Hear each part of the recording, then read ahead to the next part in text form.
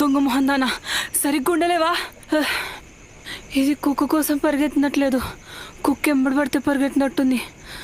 దీనికి మార్నింగ్ నుంచి ఫుడ్ పెట్టలేదా? ఏమో, మేబీ నో అనుకుంటా.